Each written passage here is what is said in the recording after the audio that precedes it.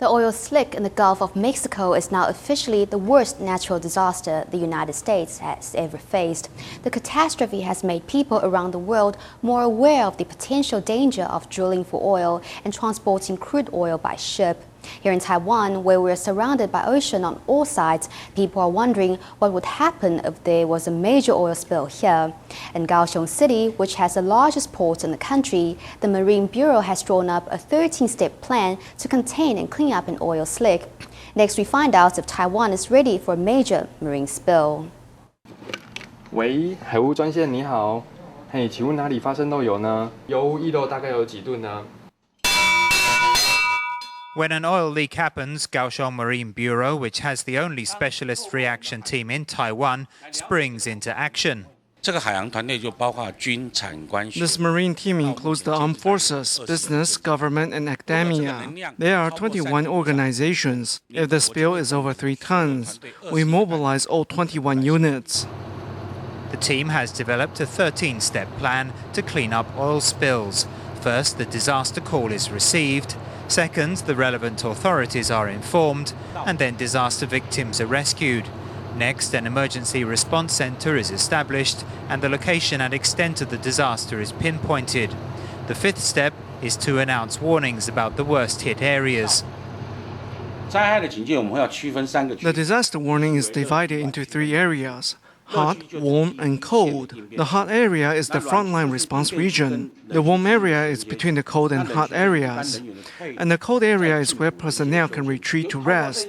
With this data, we locate a base point. With that point, we use a direction map.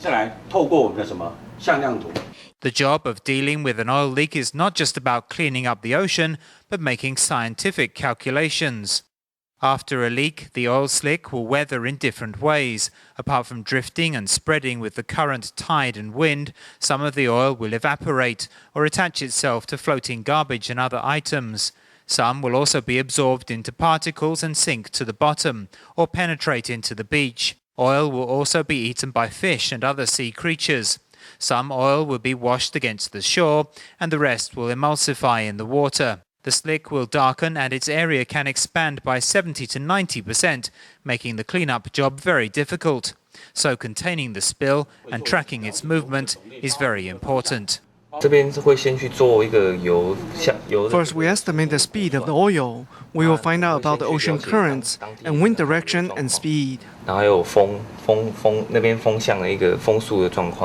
The direction of the oil slick can be calculated by factoring the current speed and direction and adding the wind speed and direction. With an estimate of the extent of the spill, prevention and containment measures can be taken. The 6th step is disaster control, including the spill areas on the ocean and land. We launch unmanned aerial vehicles if it's a chemical accident that we can't send people into. To control the oil, we have 3 principles. First, contain. Second, outflank. Third, plug. Once the extended area of the spill is contained, the 9th step is to put in smaller booms to make the cleanup easier, while at the same time establishing a backup containment area. We use boats and manpower in a very mobile way to cut off the spill. Next is cleaning up the oil. After doing those 3 steps, we do an extended inspection of the contaminated ocean area. After the final cleanup and inspection, the last step is to do a safety check on all the equipment and personnel. The 13 steps are designed to reduce the impact of an oil spill to a minimum. At other times, the team organizes patrols to prevent tankers dumping waste oil into the sea. Although there is little most people can do to stop oil spills, the least we can do is keep a watchful eye on our oceans.